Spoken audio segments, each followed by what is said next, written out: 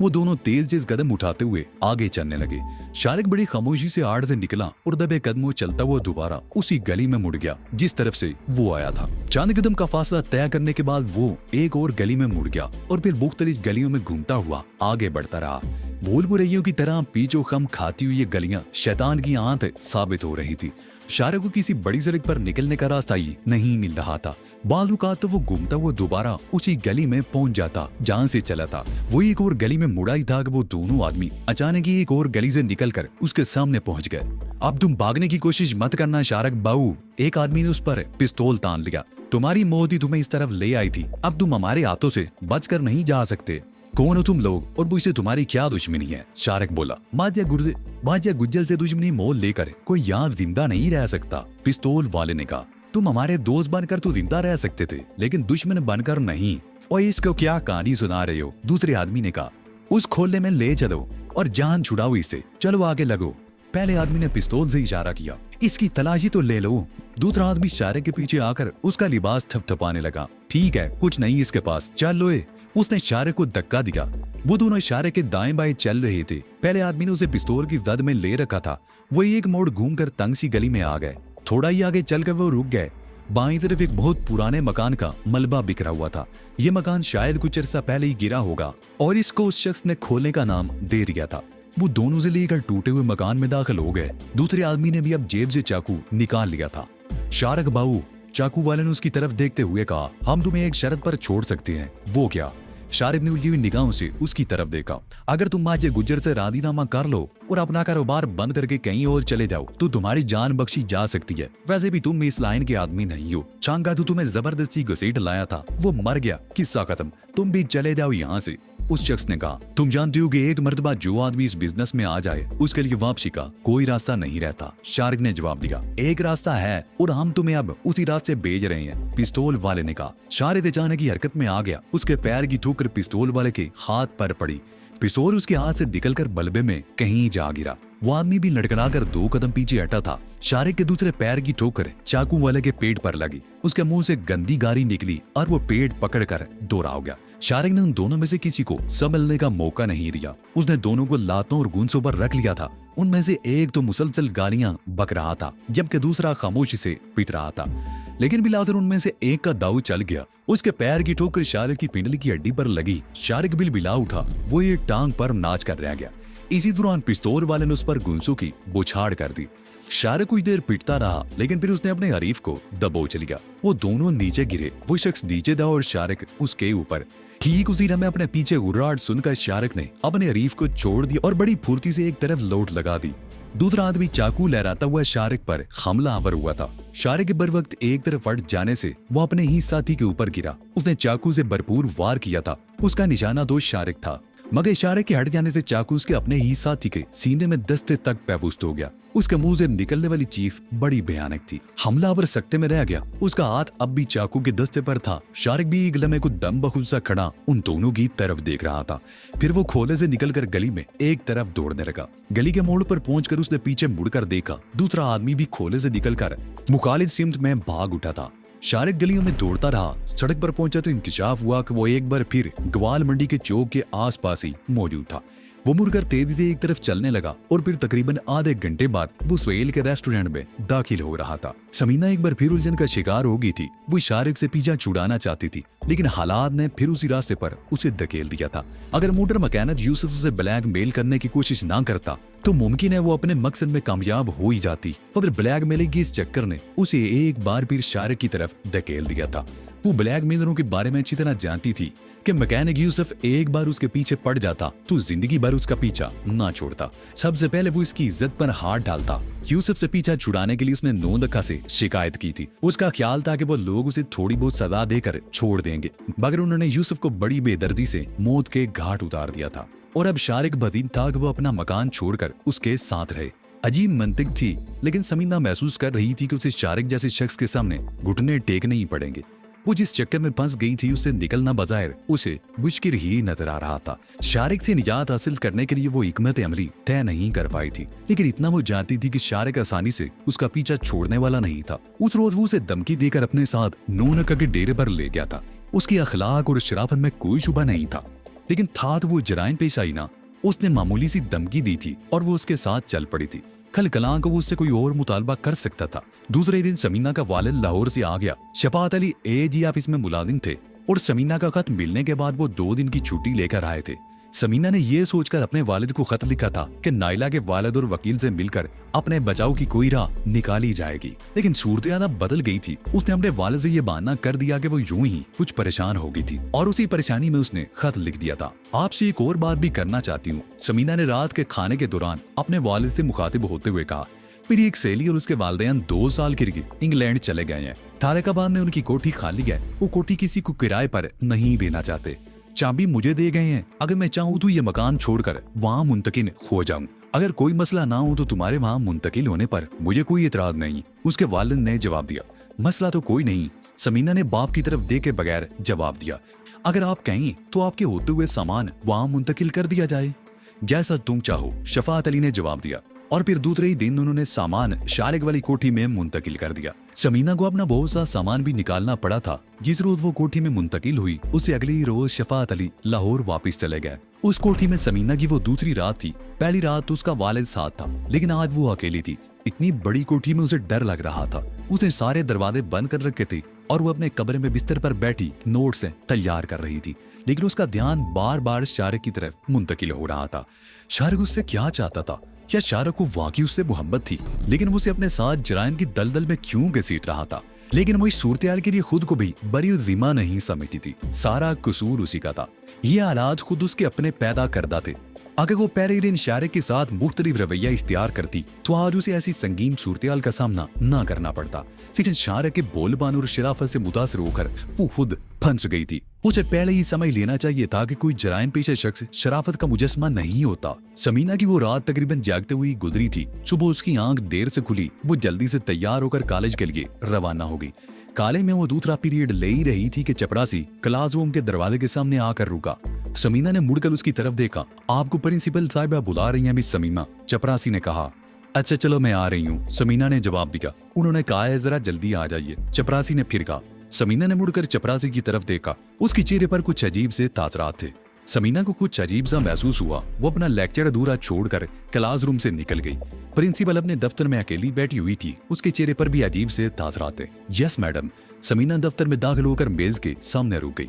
बिश समीना, प्रिंसिपल के लहरे में किसी कदर करख्तगी थी। तुम्हें याद होगा कि चंद रोज पहले पुलिस को मुंशियात के एक अड्डे से तुम्हारा रजिस्टर और किताबें मिली थी और पुलिस तुम्हारे बारे में पूछती हुई यहाँ पहुंची थी। यस मैडम, समीना ने जवाब दिया। वो रजिस्टर और किताबें तांगे में रह गई थी और हो सकता है किसी ऐसे शख्स की हाथ लग गई हो जिसका ताल्लुक मुंशियात के उस अड्डे से ही हो। मैंने पुलिस वालों को भी सारी बात बता दी थी और वो मुतमईन होकर चले गए थे। लेकिन पुलिस वाले किसी मामले में आसानी से मुतमईन नहीं होते। मैडम ने उसे घूरा। मैं समझी नहीं मैडम, समीना बोली। उसे सीने में अपना दिल डूबता हुआ महसूस होने लगा था। एक पुलिस ऑफिसर इसी सिलसिले में तुमसे मिलना चाहता है, प्रिंसिपल ने कहा। वो विजिटर रूम में तुम्हारा मुंतजिर है, उससे जाकर मिल लो। लेकिन एक बात का ख्याल रखना, मैं यहाँ पुलिस की आमदोरफ्त पसंद नहीं करती। तुम समझती हो ना कि इससे दूसरों पर और कॉलेज की रेपुटेशन पर क्या असर पड़ेगा। यस मैडम, समीना कहती हुई दफ्तर से निकल गई। विजिटर रूम की तरफ बढ़ते उसके दिल की धड़कन तेज हो गई थी। वो सोच रही थी कि पुलिस को ये पता तो नहीं चल गया कि जिस रोज बिल्लू साईं के तकिए पर छापा पड़ा था वो भी वहां मौजूद थी। उस रोज रजिस्टर और किताबों के सिलसिले में उसने जो मनगढ़ंत कहानी सुनाई थी उससे बग़ैर पुलिस वाले मुतमईन होकर चले गए थे। लेकिन उसे पुलिस का तजर्बा नहीं था। वो इस हकीकत से वाकिफ नहीं थी कि पुलिस वाले बाल की भी खाल निकालते हैं। जब वो विजिटर रूम में दाखिल हुई तो कुर्सी पर बैठा हुआ एक ASI उसे देखकर उठ खड़ा हुआ। वो एक नौजवान और खूबरू ऑफिसर था। उसे गालिबन पुलिस में आए हुए ज्यादा अरसा नहीं हुआ था, इसलिए चेहरे पर शगुफ्तगी और नरमी थी। आप मुझसे मिलना चाहते हैं? समीना ने सवालिया निगाहों से उसकी तरफ देखा। बिश समीना, पुलिस ऑफिसर ने पूछा। जी हाँ समीना, मेरा ही नाम है, समीना ने कहा। तशरीफ रखिए। पुलिस ऑफिसर ने कुर्सी की तरफ इशारा किया। आपको जहमत देने की मादरत चाहता हूँ मिस समीना, लेकिन आप समझती हैं ना कि हमारी ड्यूटी ऐसी है। बादू का नागुचबलार फराइज भी अंजाम देना पड़ते हैं। उसके लहजे में अगरचे नरमी और शाइस्तगी थी, लेकिन समीना के दिल की धड़कन कुछ और ही तेज हो गई थी। वो कुर्सी पर बैठ गई। पुलिस ऑफिसर भी उसके सामने दूसरी कुर्सी पर बैठ चुका था। जी फरमाइए, आप मुझसे किस सिलसिले में मिलना चाहते हैं? समीना ने पूछा। चंद रोज पहले पुलिस ने बिल्लू साईं के तकिए पर कायम मुंशियात के अड्डे पर छापा मारा था। उस छापे के दौरान आपका रजिस्टर और 2 किताबें पुलिस को मुंशियात के उस अड्डे से मिली थी। जी हाँ, समीना ने कहा, और मैं बता चुकी हूँ कि वो रजिस्टर और किताबें एक तांगे में रह गई थी। हो सकता है तांगे में सवाल किसी शख्स ने वो चीजें उठा ली हो और उसका ताल्लुक मुंशियात के उस अड्डे से हो, लेकिन आपका ये बयान दुरुस्त नहीं है। पुलिस ऑफिसर ने कहा, आप वो रजिस्टर और किताबें किसी तांगे में नहीं, मुंशियात को सड्डे पर भूली थी।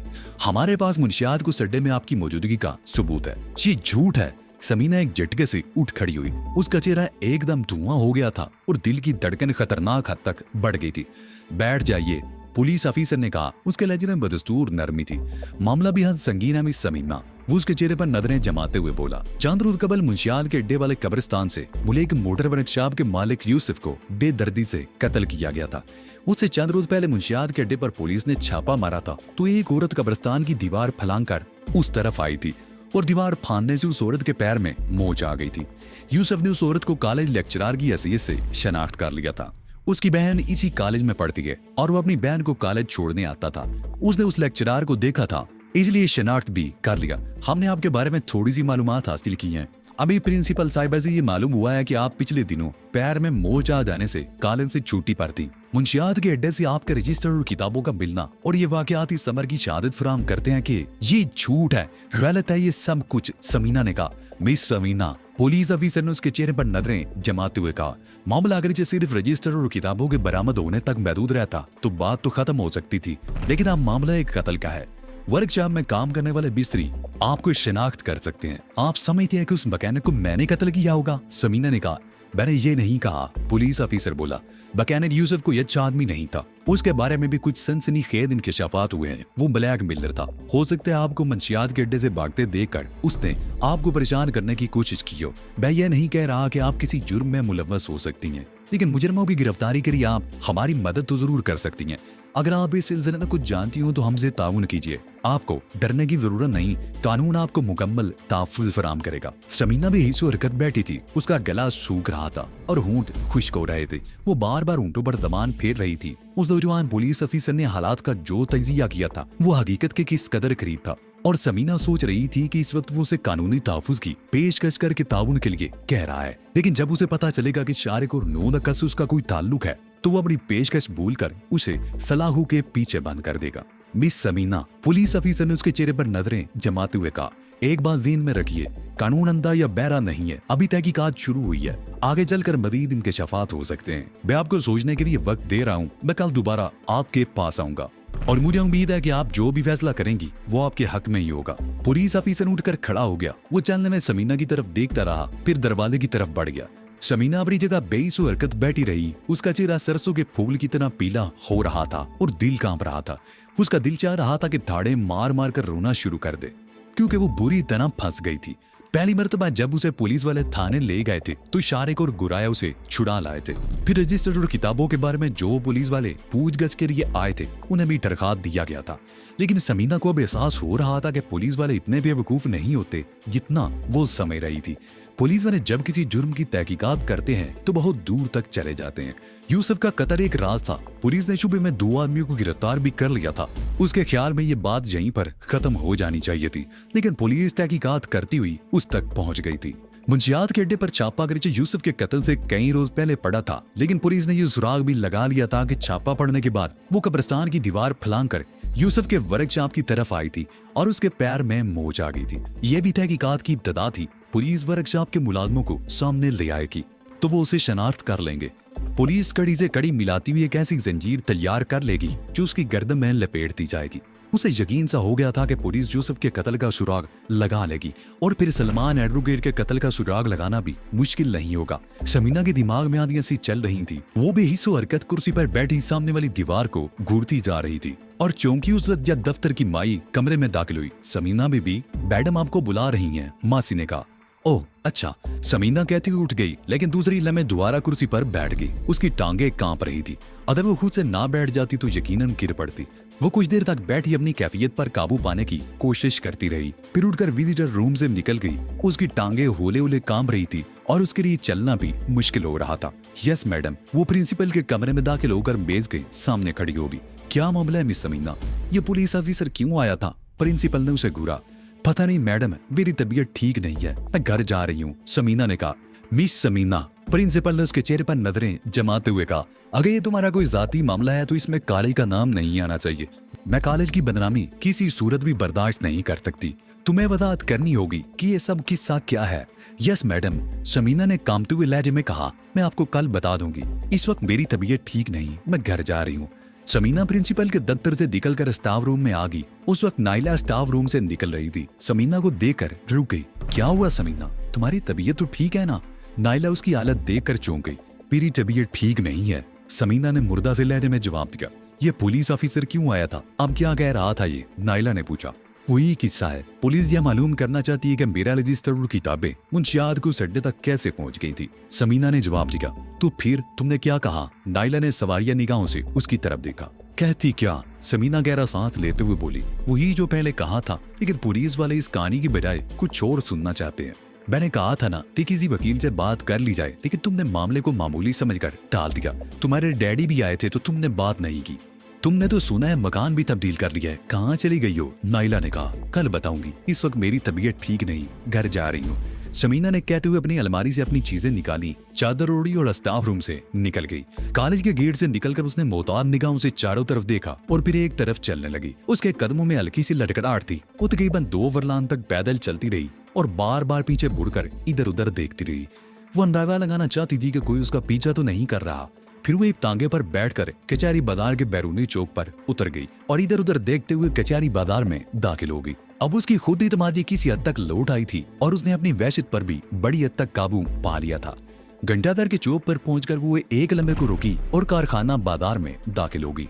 वो तेज कदम उठाती हुई चलती हुई बाजार के चौक पर आ गई। तेज धूप में चलते उसका लिबास पसीने में शराबूर हो चुका था, लेकिन ये सब महज इसलिए उसने किया था कि कोई उसका ताकुम करता हुआ उसके घर तक ना पहुंच जाए।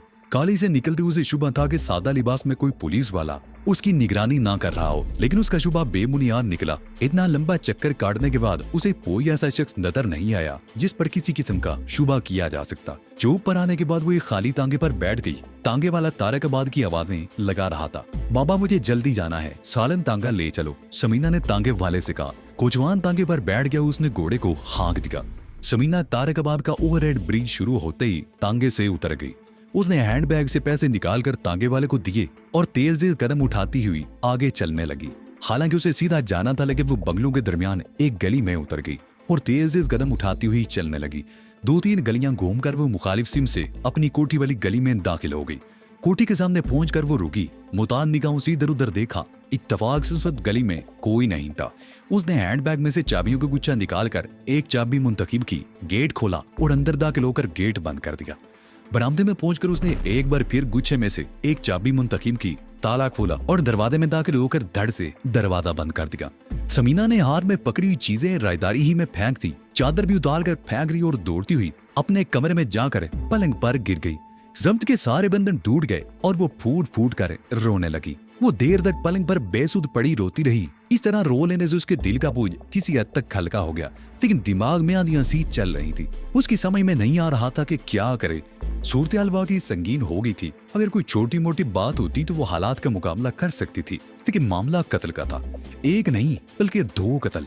कत्ल की उन दोनों वारदातों में अगरचे वो बराह रास्त मुलव्वस नहीं थी, लेकिन वो शरीक जुर्म जरूर थी। सलमान एडवोकेट को वो होटल से बुलाकर लाई थी और वैरान और ज़ेरे तामीर मकान में ले जाकर उसे कत्ल शारिक ने किया था। इस तरह वो भी सलमान के कत्ल में शरीक हो गई थी। मकैनद यूसुफ ने उसे ब्लैकमेल करने की कोशिश की थी। असूली तौर पर होना तो ये चाहिए था कि वो यूसुफ के खिलाफ पुलिस से मदद तलब करती, पुलिस उसे गिरफ्तार करके अदालत में पेश करती और अदालत उसे सजा देती, लेकिन इस तरह वो खुद भी फंस जाती। उससे ये जरूर पूछा जाता कि यूसुफ उसे किस बिना पर ब्लैकमेल कर रहा था। उसे वो सब कुछ बताना पड़ता जो वो नहीं बताना चाहती थी। इसने उसने 9 लाख से यूसुफ की शिकायत कर दी। उसका ख्याल था कि वो यूसुफ को थोड़ी सजा देकर छोड़ देगा, लेकिन 9 लाख और शारिक ने उसे मौत के घाट ही उतार दिया। 9 लाख ने भी यूसुफ के बारे में बहुत कुछ बताया था और उस पुलिस ऑफिसर ने भी कुछ इंकशाफात किए थे। वो जराइम पेशा था, ब्लैक मेलर था, लेकिन उसे सजा देने का हक सिर्फ और सिर्फ कानून को था। यूसुफ के कत्ल में समीना का बराह रास्त कोई ताल्लुक ना सही, लेकिन पुलिस को उस पर शुबा हो गया था कि यूसुफ उसे ब्लैकमेल कर रहा था। उस पर कातिल होने का शुबा ना सही, लेकिन पुलिस उससे मालूम करने की कोशिश जरूर करेगी। पुलिस का तरीकाकार अब किसी हद तक उसकी समझ में आ गया था। वो इतने मजबूत असाब की मालिक नहीं थी कि पुलिस के चंद सवालों का भी मुकाबला कर सकती। वो क्या करेगी, कोई बात उसकी समझ में नहीं आ रही थी। उसका ज़हन मऊफ हुआ जा रहा था।